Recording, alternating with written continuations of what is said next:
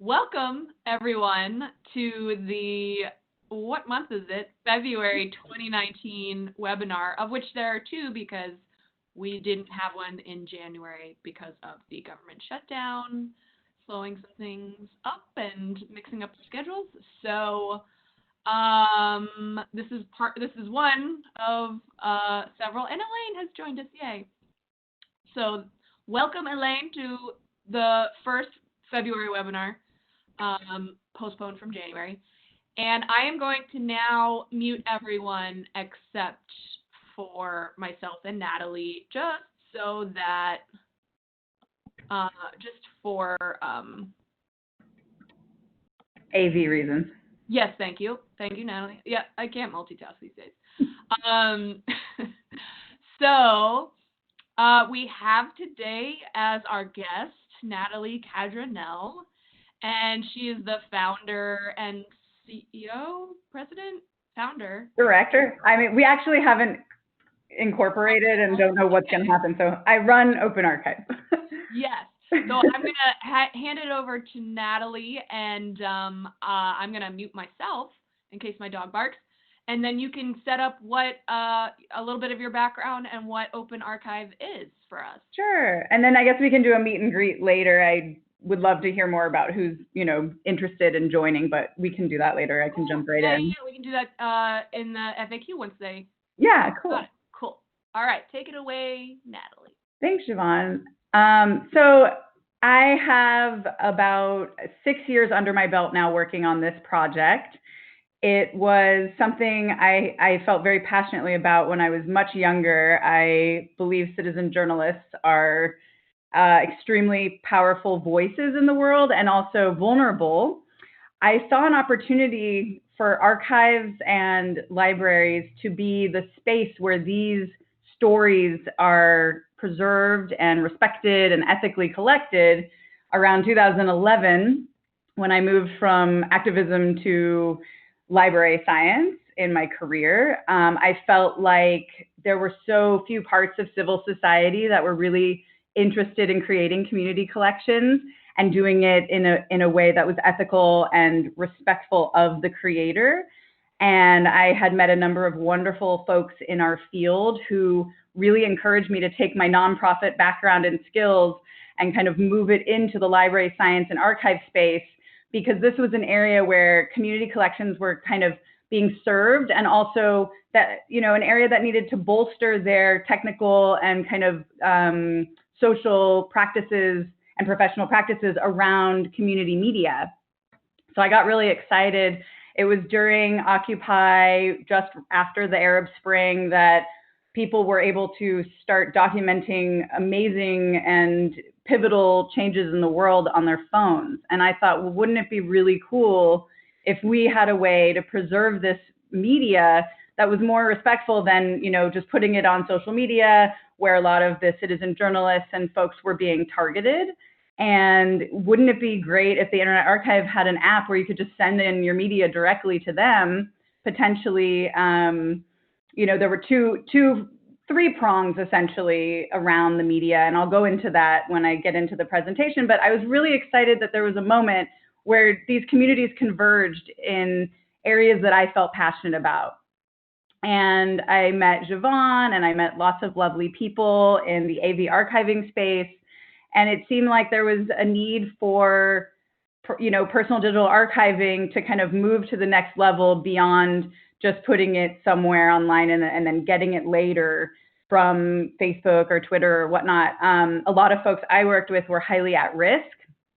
Siobhan introduced me to a wonderful person down at UCLA who was a refugee from Iran, who had smuggled out 30,000 hours of Green Movement footage because he couldn't safely send it anywhere from within Iran. And he still is a refugee to this day, as far as I know. And so we met and talked very early on when I was at UC Berkeley doing my MIMS degree at the School of Information.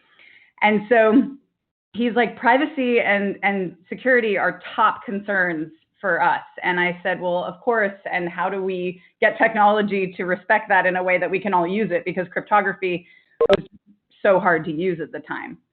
so that's kind of, you know, I dove into the world. I met lots of people at Witness and the folks who were programming and developing tools in the security space for document collection and preservation, and thought, well, let's try and see if we can put something together. And we did. We put this together.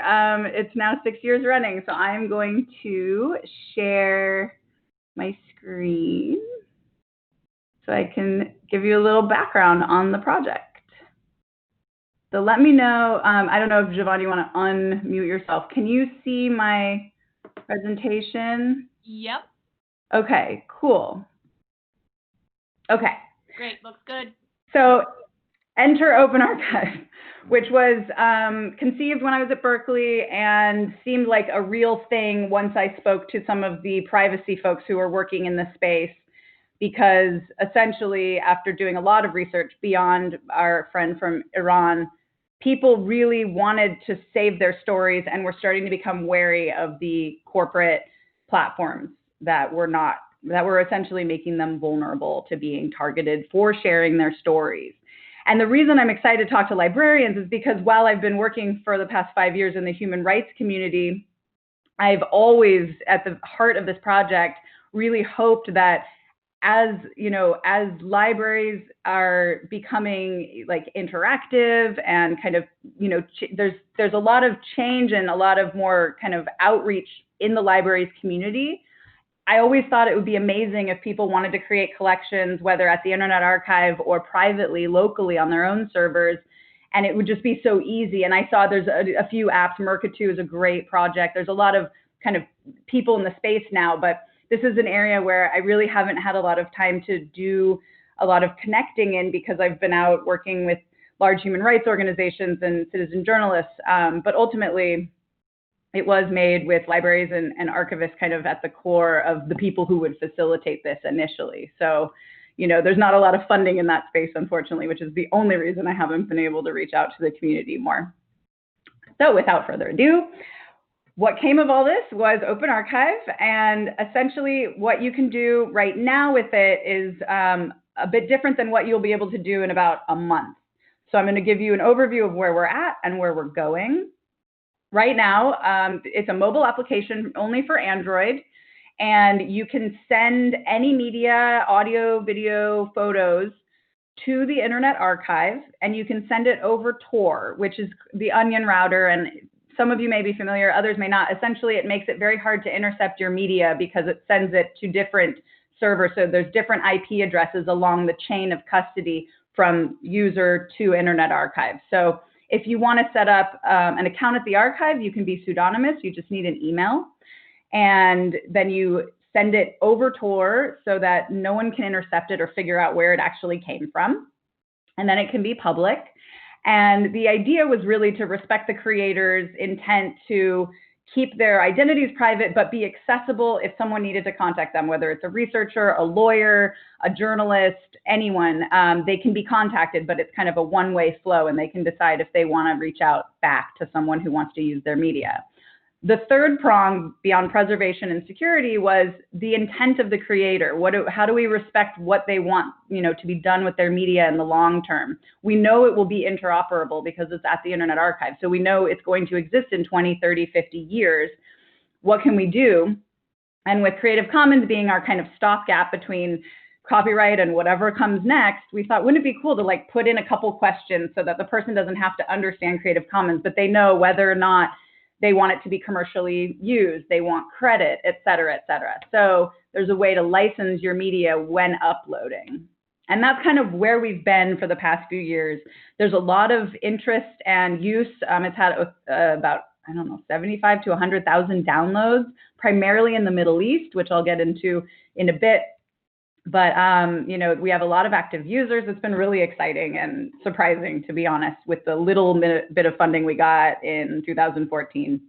Oh, and when I say we, I mean myself and my developer, Nathan Freitas, who created Camera V and some other really amazing citizen journalist apps with witness.org.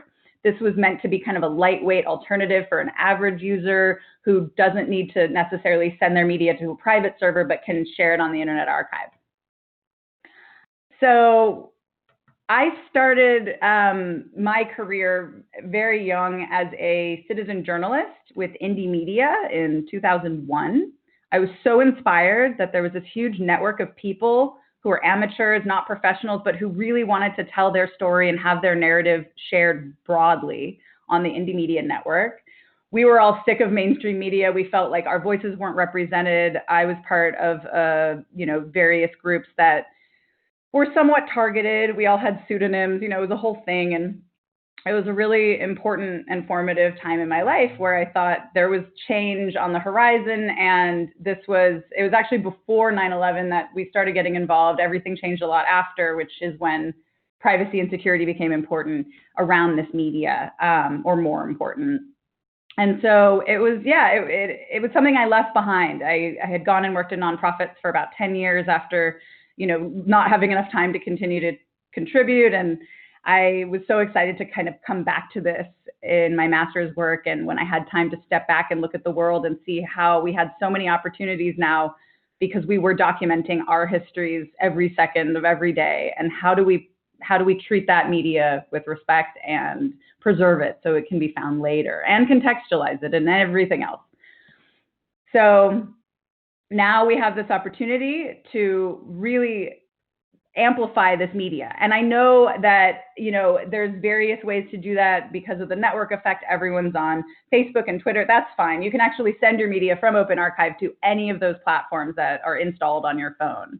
However, we really believe that if we could build tools that respected people, they would be more likely to share more interesting, more sensitive, and more critical media with the world in a way that respected them.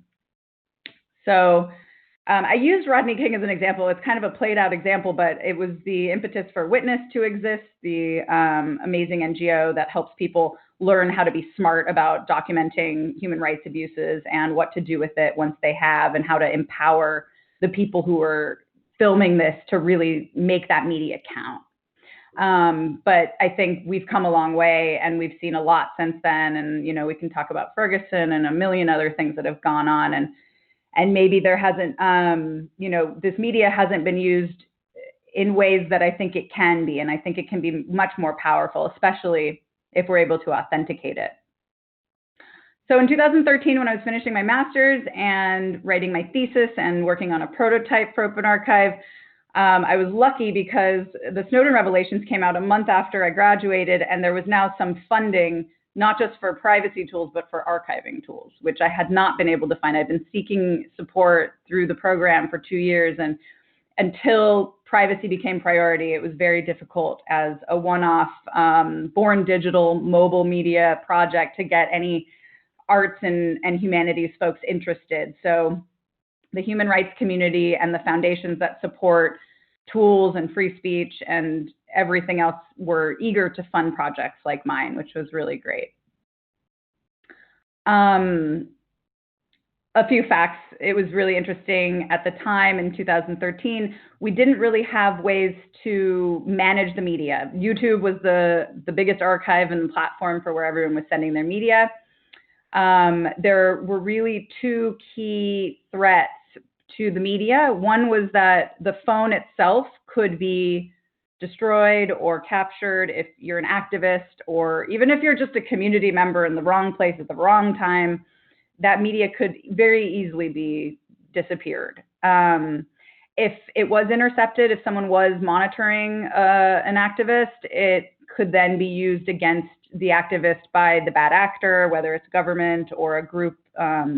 They could then say, okay, you have this dangerous media, we are going to kidnap you, or we are going to make it so you are, in trouble in some way or form. And then the last part of why it's fragile is because once you put it on social media, some of that media could be removed, some of it could be modified, it could be used against the person who put it there, and then of course they can be targeted. And then at the time, open source investigations were just starting. I'm not going to go into that too much because it's not as relevant to our group, but essentially it was just, there's a need for this, and I had done a number of interviews. It was all born out of ethnographic research. I wasn't going to school to create an app. I was going to school to learn about how to better serve communities and how they manage their media. So, you know, a lot of this was all just born from research, and there seemed to be a need. So, again, social media. Oh, hello. Yeah, social media has proven itself. It proved my theory over the past few years. It's taking down media for being violent, even if it's evidentiary and can be used in the International Criminal Court against bad actors. This happens all over the world. And so we have to really see this safe space as our responsibility, because there are not organizations or, you know, networked organizations like the Library Association, like the, you know, archivists in our country that are as broad or as committed to community media anywhere. So I think that understanding why some folks, especially at-risk groups, would not want to share their media broadly or do it in the way that they've been able to do it in the past is really important. And it's something that I know librarians have very little time to really spend, you know, creating their local collections and whatnot. But I think there's an opportunity for folks to get more engaged. And this is hopefully one of many tools that allows you to do it easily. So to get to where we're going, what happened about a year ago is that we got multi-year funding from the Open Technology Fund, which supports these types of tools to be used to focus primarily internationally with groups that are highly repressed. And since, you know, a huge portion of our 75 to 100,000 users are in Iran and Sudan, we fit that bill very, very well. So what we're doing now is creating not just an Android version, but also an iOS version for super users or folks who are working in large organizations. Let's say Human Rights Watch is one of our core partners now, but also Amnesty, human rights centers, potentially libraries, to create their own server for intake so that it's a private archive. It will no longer be called OpenArchive. We will be calling it SAVE, which is Share, Archive, Verify, and Encrypt. It's heavily focused on the privacy and authentication. You currently can't really notarize or fully authenticate the media. You know, it's once it gets to the Internet Archive, it has all the metadata that's with the file, but this adds an extra layer of authentication because you will be receiving it from specific users in your community, because there will be ways to notarize that media, and because of proof mode, which is an extra tool that sends a packet of metadata that corroborates your location and certain other things by sensor data, which I won't get too deep into, but it makes it a lot easier to verify this media if anyone should need to use it for evidence. Regardless of that, the main point of kind of the next step of the project is to allow people to create their own collections in a secure way, and to make it really easy to organize from the app to your organization's server or archive. And so it can map easily to your project space, so that when you receive things, it doesn't come in a flood. It comes in various folders and whatnot. And I'll show you how that works in a moment. The idea is really to empower people to kind of have a media ecosystem workflow that's efficient and easy to use and doesn't rely on third-party corporate platforms that potentially will monitor what is coming in and what is being saved and all of that. So I'm really hoping to, hear back from all of you about interest or any potential capacity for this, because I think going forward it'd be amazing if libraries were able to start their own collections. Okay, so that's the little blurb. Thank you. And I'm going to give you a quick overview. We have an interactive prototype to show you what I'm talking about. So now when you sign up or you download the app, you can connect to the Internet Archive if you don't have a space.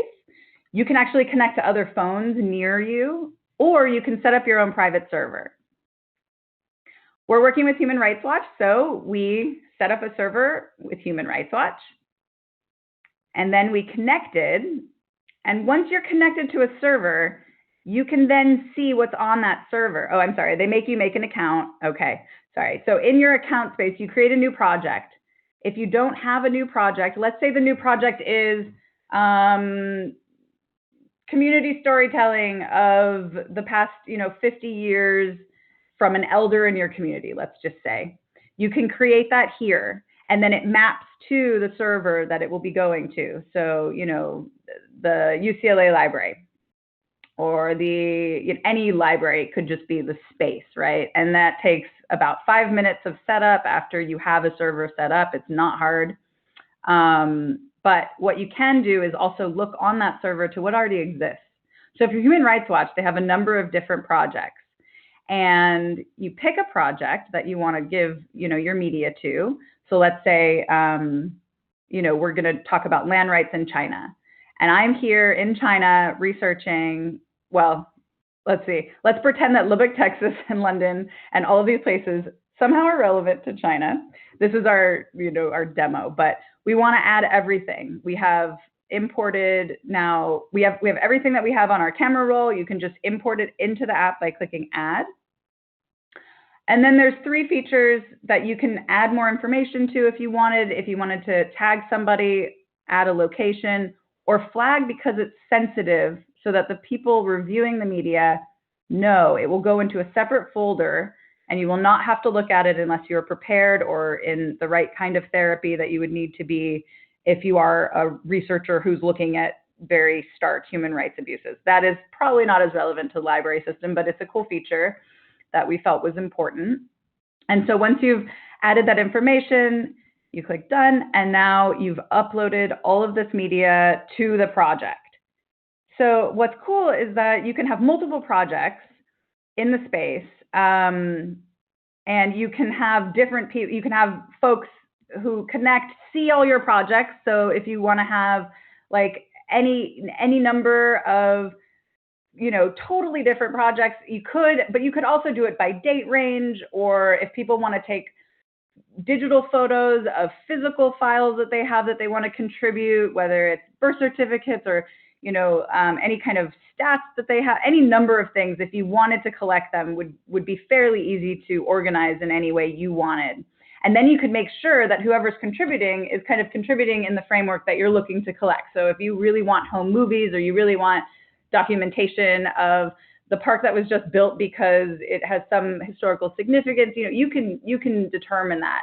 I think we're still working around how to set this up. I think it's also up to anyone who's creating their own server how they want it to be set up. But the nice thing is that once it's sent, you can just know that it's there. You can review it at your leisure. It's somewhat organized, so it's not just coming in kind of randomly. You can also have a 2018 bucket, and everyone can just put in recent things. But essentially, we're refining a lot of these pieces. We don't have logos and styles yet, but this is kind of the basic application, and this is where we're at. And I think we're going to be launching in just a few weeks and doing a lot of testing over the next couple of months. So by June, we should have a very stable, easy to use app for anyone who wants to use it. And I guess that's it for now. Great. Awesome. Thank you so much, Natalie. I know I went through a lot. No, that's so exciting. Oh, let me put my video back on. Sorry. Let me stop sharing. How do I do that? There we go. There you go. Cool. That's awesome. It's like Natalie said, we first met when she was in graduate school and I was in my first job. So this was just like, an idea. Yeah, it's just an idea, but it's so exciting at the time, and it's so fun to see how much it's grown. And I can't wait till June then. So so launching in June, and that's the iPhone. That's like the iPhone version that we looked through, but it's going to look the same on Android.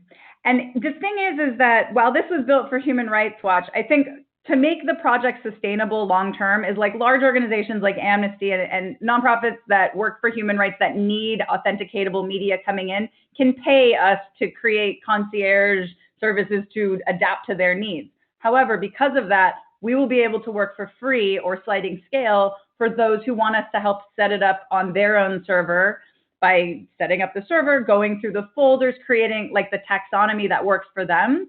And that's something that I think will be very different for libraries than it is for human rights organizations, but not so different that we can't use most of the framework that we already have. Right.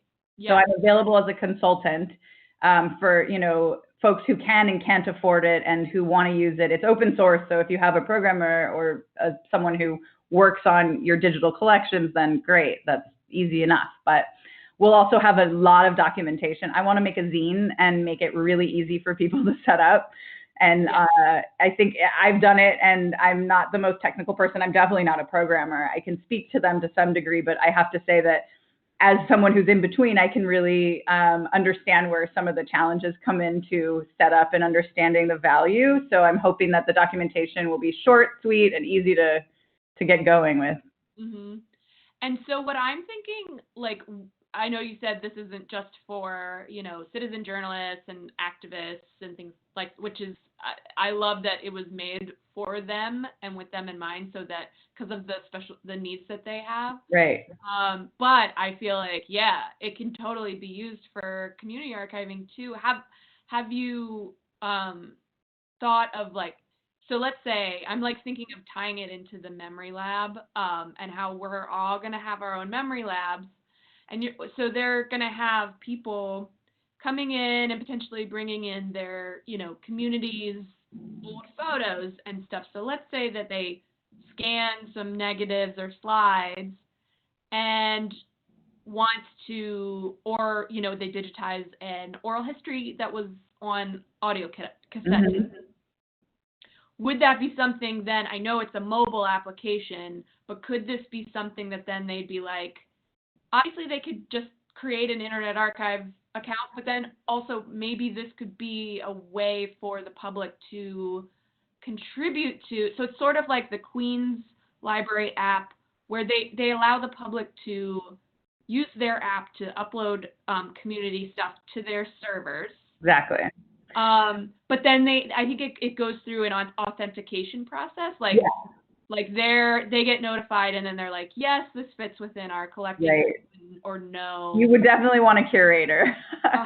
But the cool thing is that Apple is now integrating all their desktop and mobile iOSs to be kind of the same. So programmers right now have to create completely different code for both desktop, iPad, and iPhone. That's all changing now. Mm-hmm. So there will be desktop, I know for Apple for sure, and I don't think it would be hard, because you can send things directly to the Internet Archive, to the collection you want, without, you know, just on the internet. And if you're scanning, that might be the easiest thing, but this will help you create your collections at the Internet Archive to then do that both, you know, manually and digitally from the phone. So they play pretty nice. That's the thing too, that like, you know, using the Internet Archive for all users might not, like the back end of it. And like the thing that I remember really liking about, you know, your app too is that like key metadata fields were like, you know, you keep it simple, but like it's important that they fill them out, you know. So and that form is kind of going away, which is why I didn't show it in the current version. It's still going to exist. You can basically there's this fields. I don't know if I have an example other than on the app itself, which I might be able to show you. But essentially, like you can add more metadata to like so. Yeah, we can. So you can add info. Oh wait, hold on. Sorry. Okay, sorry. So when you're here, there's these fields. Oh, here, move over. Yeah. Okay. Can you see them? A little bit more towards. Where you can add location and Creative Commons licensing. This was the licensing questions I mentioned. And you can still do that. A lot of people aren't doing it, so we made it very optional. But right now, if you use the Android app, you're forced to do it, which is cool because then you can layer metadata on it, put a description, author, location, tags, licenses. And it's nice when it's coming in to private servers. However, I mean, there's a lot of EXIF data. There's like the location data, and then the creator is already embedded with the media because it comes in with your phone details. And if you want to name things, you know, however, in an organized fashion, that's fine. But ultimately, it's, yeah, the idea is to create rich metadata around your media that is not as controlled because it's user identified, but when you set up your server or your backend, you have all the folders set up the way you needed, and you kind of can take in proof mode and all this extra metadata on top of it. So it's not, it's already like prepackaged and you don't have to think about it so much, but you can say, I know that this was taken at this place because of the EXIF data, because of proof mode, and I know that we can include in our collection because it's verified because we have this handshake essentially. And I'm not going to go into blockchain because I never want to talk about blockchain, but it's essentially there's digital signatures that allow you to know whether or not a thing came from where it says it comes from and from who it's come from. Right. Yeah, it does. And then, yeah, that's like the main thing to me, because then the EXIF data might not be, well, actually that's not true, because with the Memory Lab, we do instruct people to embed metadata. Nice. Within, well, that form is there for you. It hasn't gone away. It's just not going to be forced. Right, but then they could, let's say, if a library decided like, oh, we want this for our servers, we're going to hire you guys, or, you know, then they could just be like, oh, but we're going to make those not optional, but because mandatory. Exactly. And that's the cool thing about the project, is that because from an archival point of view, I mean, I interviewed a number of archivists, including Siobhan, when I was just starting this, to see what would make life easier for them to intake the media. And so I think the metadata is actually a very important part, that the user contributed metadata in the library community that isn't as crucial in the other communities that we're working with. Right, exactly. And that's great that, that's great that it's like you could potentially force people to fill it out. And then also the fact that it's so user friendly. Like it's not, because when to me it is. I mean, you know, and it's in a format that obviously many people they would have to have a smartphone to feel like comfortable with it, but that's a huge amount of the population. It's growing, and that's the idea. Is that, I mean, you know, this is something that it's such a lightweight app that it's under 6 megabytes, which is pretty small, and we really designed it for people who are in like areas that may not get a lot of connection. And that's another cool thing, is that you can send stuff locally. So if you have a library box, for example, I don't know if you know what those are. They're little physical servers that are like made with Raspberry Pis, where you can just like send stuff locally over Bluetooth. Mm-hmm. So that's another feature, but that's really built for folks in rural areas that don't have Wi-Fi. And the idea is to make it as easy as possible for anyone to share, and smartphones are increasingly being used. The people who are documenting a lot of photos, for the most part, are using smartphones. These are not all users, but in 5-10 years, there will be. So yeah, we would love it to be compatible with dumb phones, but they're just not. Dumb phones. That's what they're called. So the one thing I did want to ask and then I'll open up to questions from everyone else and unmute everyone. But is so that's one thing that the Memory Lab network and that all our memory labs within the network want to really bring home to people, is that social media is not a storage option. Don't use it for storage. No, it's great for amplification and sharing, but it's been proven for very good reasons, like sometimes privacy reasons, to alter metadata, which isn't ideal when you're trying to create a solid collection. And so this leads me to my next question. Does your app in any way compress the files? So that's something we're trying to work on. I was just testing it yesterday, and it took like 3 minutes to upload a 30-second video, and I was really frustrated. So I'm actually going to be talking to the programmers. Right now, not really. It's just really slow. And this is a challenge for everybody. And I think what what will be nice about having a desktop version is that you can just let it run and not use the desktop while you're uploading, versus a phone where it will slow your phone down most likely. And it can run in the background, and it does give you percentages and lets you know if it drops off. So there's a lot of good, intuitive, user-friendly tools to like make sure that you upload the thing, but it's slow. And it would be much cooler if we could send a highly compressed version. And maybe if someone in the collection really likes it, wants to get the original, can then have the person come in with their phone and just upload it directly. I think when you're dealing with large files, and especially videos, you know, human rights communities want them now, and then they can get the original later physically.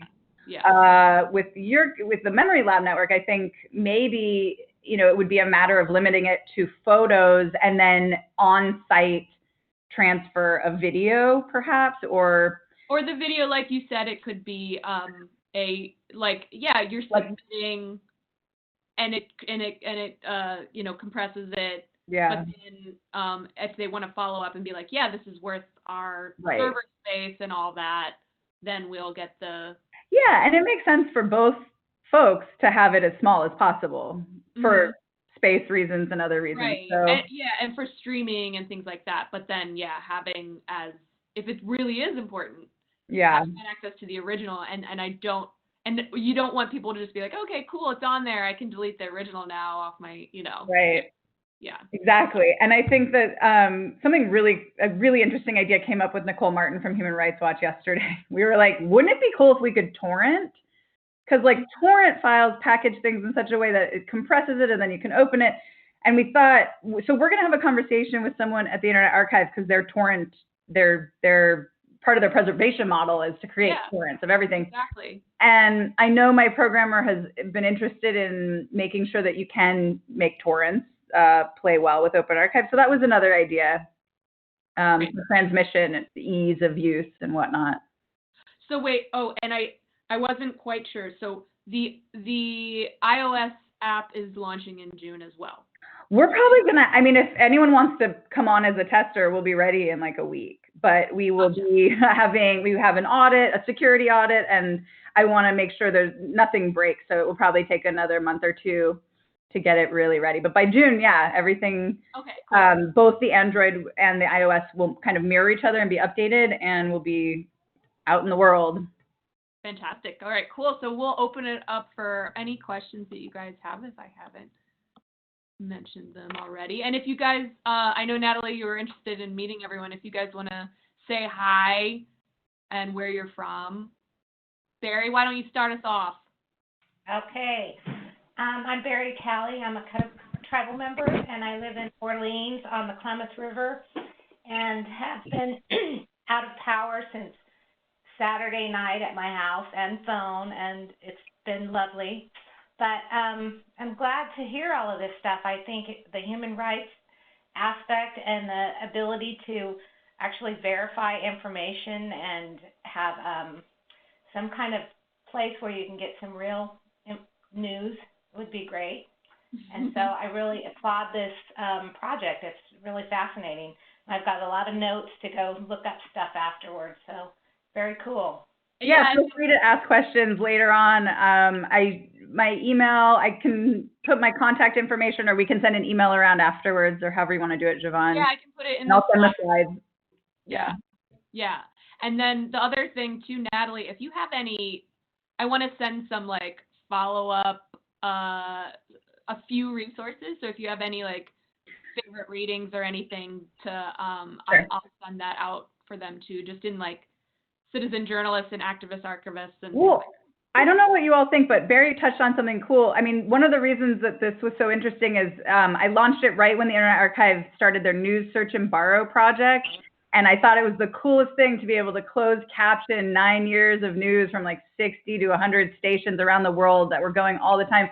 And I thought, wouldn't it be great if we had a citizen journalist 24-hour channel where you're just seeing what's happening, and you could like sort by region, or, you know, I mean, this is my dream. And so someday, so I think that like community collections, I don't see why we couldn't set one up, not on the Internet Archive. We wouldn't have their expertise to help close caption everything, but It would be so cool. That's kind of my dream. Mm-hmm. Public access, not television, but journalism, I guess. So. Right. Yeah. And it looks like Elaine has stepped away, but Elaine is also part of Crook Tribe, and but she's working at the gift shop today, which is how far away from you, Barry? 50 miles? 50 miles, yeah. Yeah. And just the two of you for your library center, right? Wow. Yeah. That's awesome. Yes. So they're doing a lot. And then we have Houston. Houston Public Library. Introduce yourself. Sure, I'm Matt Richardson. I'm the Photography Archive Supervisor. And I'm Lainey Chavez, and I'm the manager. We're one of the archives of Houston Public Library, the Houston Metropolitan Research Center. Yep. And Lainey, it's so good to see you. Congratulations. Thank you. It's good to be back. Yeah. Cool. And then last but not least, we have Erin, who is, I think she called in, but I'm not sure if she can speak. But Erin is from Broward County, Florida, from their, I believe it's from their special collections-ish area, and they just opened their memory lab a couple weeks ago. Nice. We have a good cross section. Oh, I'm in Oakland, California. I'm sorry, I should have mentioned that before. That's why I'm not wearing like a huge coat and. I know. Today it's just like raining nonstop in the East Coast area.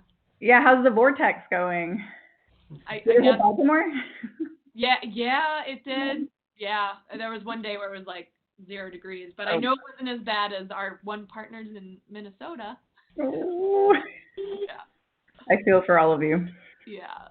So, anybody have any questions for Natalie or thoughts about how your users might use this? I'm so interested to be on this call because this is a community I have not gotten to work with yet. So I would love to hear input, critique. I'm going to take notes, like any ideas of how it might be applicable or what you do need if you are creating local collections. I don't know, I'd have to look into it more, but there's a lot of controversial issues around Indian country where you don't really want to raise the ire of the current administration so that some of the progress that you've made gets set back or rolled back, and I'm sure that's true for a lot of populations, but so it's a little scary. So it'll be interesting to see what you have and how you're protecting. Yeah, and I think that's the thing about creating private servers so that it's not open, it's much more protected, is that you do need to have a certain level of encryption. You do have to have a gatekeeper when you have your own server. It's not that challenging. There's definitely people who can be trusted to work with. There's various very progressive organizations, many of them are based in Europe, who offer server space for very little or even free for activist organizations, and they have kind of heavy duty server protections, for example, so that these are not public. I think that's kind of the two-pronged approach where if you send it to the Internet Archive, it's out there, and otherwise you can kind of make it as secure as you want or are able to. But yeah, it's still, actually, that's a good point that maybe, the Internet Archive is out there so that people can watch it, right? Yes. So maybe, they're not for at-risk groups. Unless right. If they're highly at risk, it's for slightly at-risk groups who don't want to be identified but want the media to be widely viewed and preserved. Right. Yeah. So there could be other ways of using this to keep the documentation, but maybe internal. Put some sort of retention policy on it where it's not released to the public or anything for X amount of years or. Yeah. Yeah. That's a very good point. And it's up to the owners, right? The librarians or the community managers to decide. For example, I'm working with Doc now. We're going to do archiving trainings, like community archiving trainings with groups all over the country that are pretty highly at risk. I'm starting in South Central. I don't know if you're coming to LA anytime soon, but I'll be down there in March, where we're going to work with the library down there. And in these trainings, there'll be a lot of materials that we can share in the community for like how to, like what level of risk are you, like assess your risk level. Here are the things to do if you're at level 1, level 2, level 3. And I think this is it's a big question, I think, especially for groups that are at risk or are being surveilled. And that's kind of why the focus on privacy tools that actually work versus like, things that could put you at higher risk. Like we're not peddling wholly or like, like there's solid evidence of in practice use of security tools that we're using for many years. And I'm not, I want people to be able to trust that these are well thought out tools that were created for some of like the most vulnerable groups in the world. And that's why we think now as archivists and activists that we'll be working with, that these are sufficient. And can you just briefly describe for those that might not know what DocNow is? Oh, yeah, sorry. So Burgess Jules, who was at UC Riverside for a long time, started this project where he was trying to figure out how to ethically collect activist media from the web. And I created OpenArchive because I didn't think there was a way to ethically collect media from the web. And I think that, he's done a lot of great work around this. He is now leaving UC Riverside to work on this full time. And so he's working with groups like Center for Media Justice, First Nations groups, people who are working with like youth, Black Lives Matter, like every group you can imagine that has a presence online as an activist, he's become, he's been working with and he's known by. And so I think his goal, and he works with Ed Summers and some other folks to make tools that scrape Twitter, for example, can download like huge archives of social media. And I think he's really trying to figure out a way to be as ethical and engaged and helpful as possible to the groups. And so he got a grant from Mellon to set up a number of trainings over the next 2 years. And I'm one of the core trainers. And we'll be working also with Mercatu, which might be useful for you, Barry. They don't focus as much on security. And that's something that it distinguishes our projects, but I think that they're a wonderful resource and it's definitely a place you should check out. And I'll put that in the notes when we send around emails.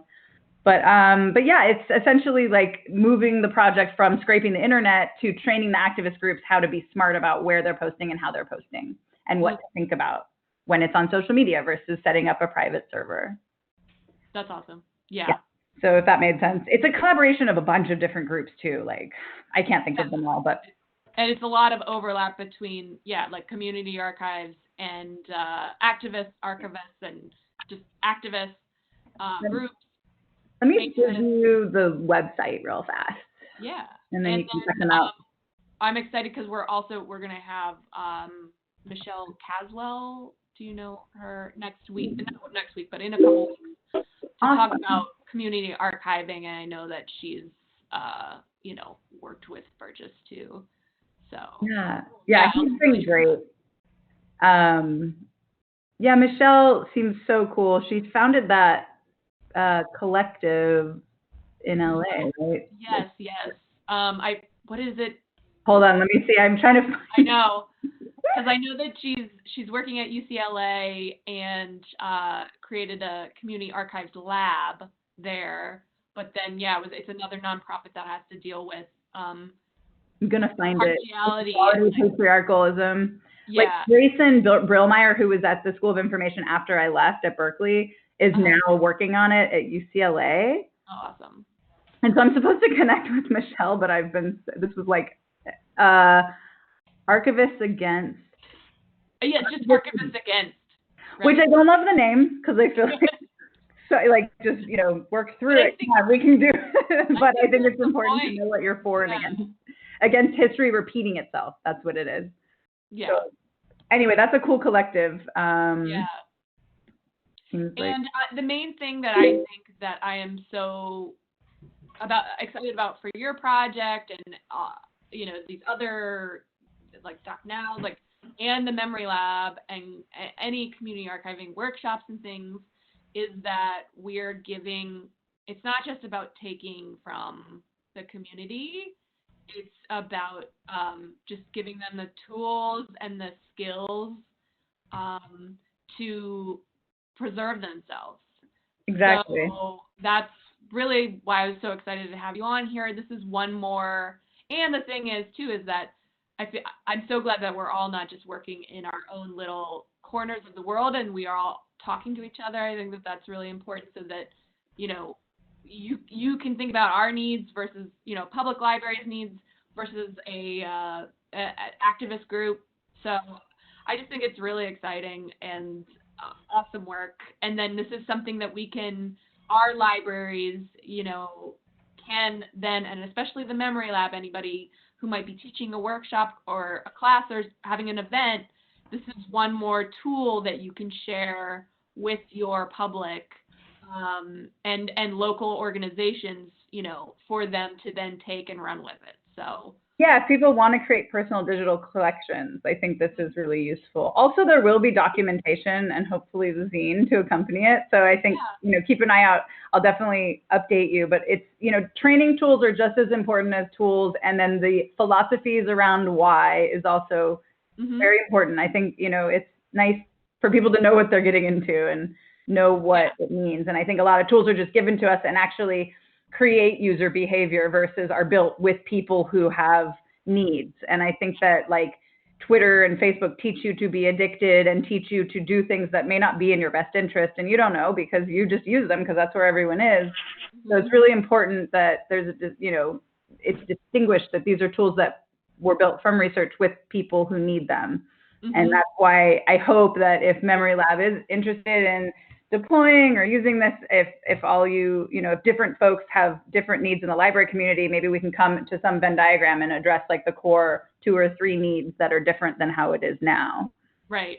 Yeah. And for personal archives, because the main thing for me is that a lot of our classes are going out and telling people your social media, don't preserve your, you know, you can preserve your social media account. Yeah. But don't use your social media account as preservation. Exactly. So I get a lot of questions back then. Where what do we should do I it? do? Yeah. And then it's sort of like, oh, well, get ready. Let's Go to make great some lengths. coffee. Yeah. Yeah, totally. So yeah, it's great to have another thing to point people towards. So awesome. Well, if everyone doesn't have any questions for Natalie, it's 3 o'clock. I just want to say thank you, Natalie, so much, and thank you all for coming today.